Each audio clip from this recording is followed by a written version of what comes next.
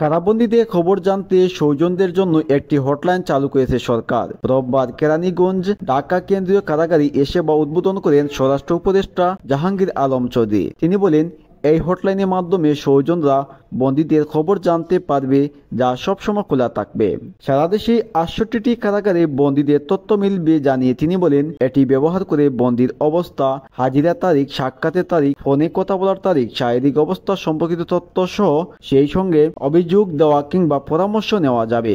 এই কারাগারের এই জরুরি সেবার মাধ্যমে জনসাধারণ কারাগারে অন্তরীণ যে কোনো বন্দী সম্বন্ধে যেসব বিষয় জানতে পারবেন সেগুলি হলো বন্দির অবস্থান সম্পর্কিত, বন্দির হাজিরার তারিখ, বন্দির সাক্ষাতের তারিখ, ফোনে কথা বলার তারিখ, বন্দির শারীরিক অবস্থা সম্পর্কিত তথ্য, প্যারোলে মুক্তি সম্পর্কিত তথ্য এবং অভিযোগ এবং পরামর্শ সম্পর্কিত তথ্য। এটার মাধ্যমে যে কোনো বন্দির আত্মীয় স্বজন এই সংবাদগুলি নিতে পারবেন। এই হটলাইনটা সবসময় খোলা থাকবে এবং এই হটলাইনেও আমরা এই যে আমাদের যারা এই ৫ই অগাস্ট এবং জুলাই অগাস্টের বিপ্লবে যারা আহত হয়েছে, আমরা তাদের থেকে এখানে এমপ্লয়মেন্ট দেওয়ার চেষ্টা করব।